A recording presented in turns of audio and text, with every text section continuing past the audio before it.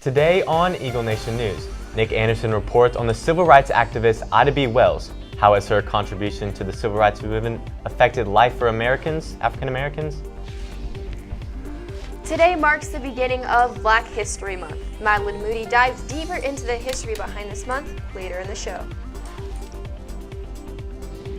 And finally, Casey Boston will be in studio covering the latest growth in Prosper regarding education.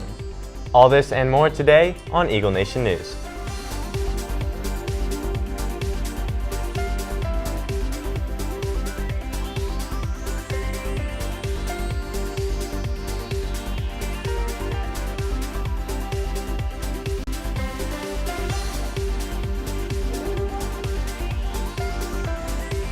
Live from Prosper, Texas, this is Eagle Nation News. Good afternoon, Prosper High School. Today is Thursday, February 1st. I'm Tyler Winden. I'm Christina Folsom. And I'm Cameron Silva.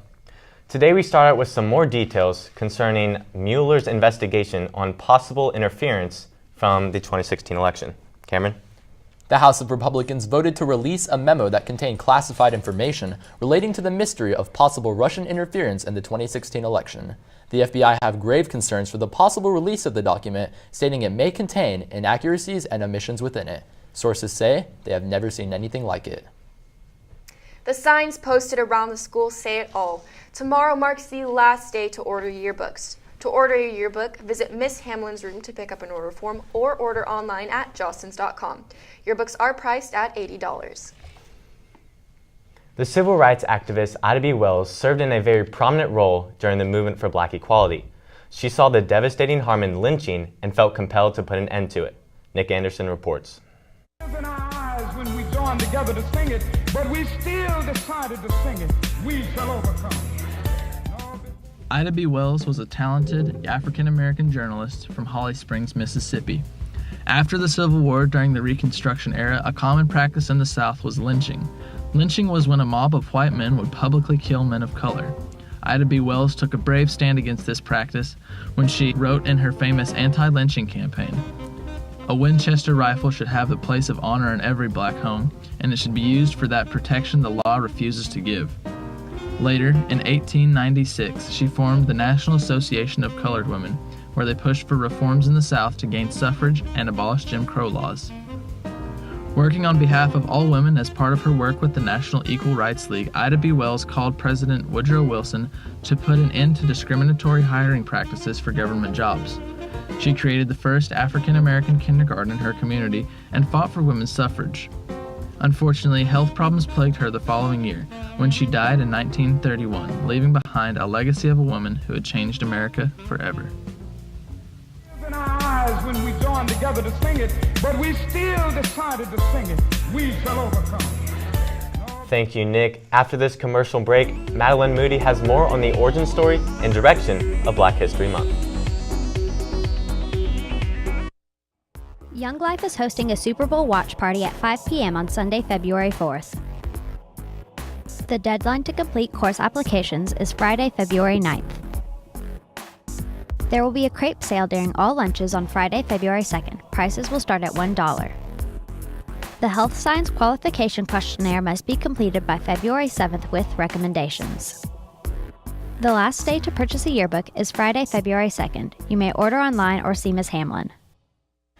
Every February, the efforts of black men and women in the civil rights era are recognized. Not too long ago, a month dedicated to their works wouldn't have even been fantasized. For more on Black History Month and what direction it's going in is Madeline Moody.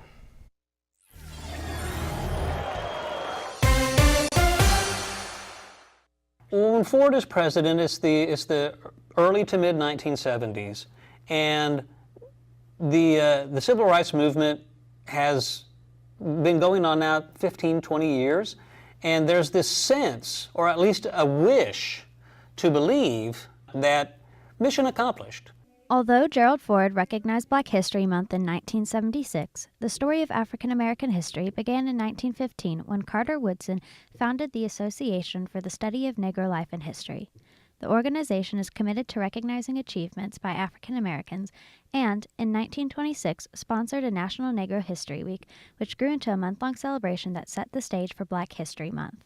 When we do Black History Month, we do focus very much on civil rights events in our histories, and that ought to happen. But maybe what ought to happen also is that we look at those aspects of Black history that are not directly related to civil rights or fighting for civil rights, but that contributions that were made to our history without regard for that particular struggle. For the next 3 weeks, we here at Eagle Nation News will highlight people and events in Black history, like Medgar Evers, John Lewis, the Little Rock Nine, and others whose names are lesser known, but contributions to U.S. history are just as important.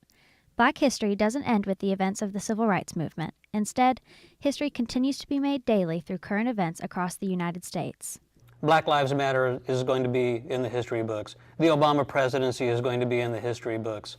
Is his accomplishment as a president different because of his race? That's something for historians to decide at some point. It's too soon to say whether the history books will deal with these things positively or negatively. What will the judgments be made? And what we think of those times says as much about us where we are as it does about those times. The theme of Black History Month 2018 is African Americans in Times of War. From Eagle Nation News, I'm Madeline Moody. Thank you, Madeline. When we come back, Casey Boston will give us details on new elementary schools in Prosper ISD. I mean, I already have a prom date, but who are you going with? I don't know. I mean, I kind of had some things in the works. So you need a date. No, I'm all right. No. I'll pick you up at 7. Okay.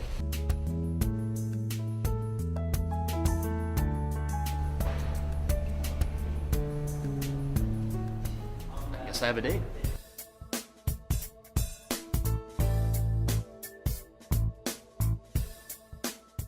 We send it over to Casey Boston, who is in studio to discuss new elementary schools in Prosper ISD.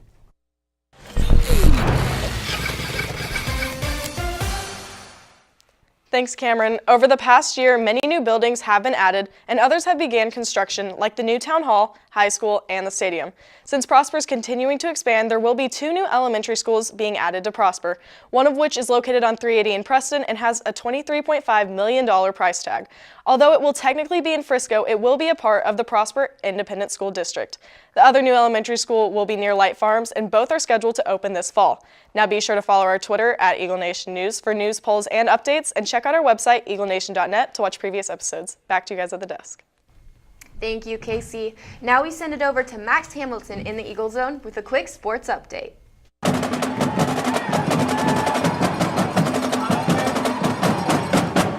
Thank you, Christina. Wrestling is competing in the District 8 Champion Tournament at 6 o'clock at Centennial High School. The new district alignment has come out and Prosper has moved to 6A. In Prosper's district is Allen, Jesuit, McKinney, McKinney-Boyd, Plano, Plano East, and Plano West. We will see how Prosper sports will fare in this new district. That's all I have for today. I'm Max Hamilton reporting in the Eagle Zone. Thanks, Max. Now let's take a look at the meeting schedule for the week. Today there will be an Architecture Club first meeting in Eagle Time in room 1050, and tomorrow there will be a Mu Alpha Theta monthly meeting during Eagle Time in room 1132.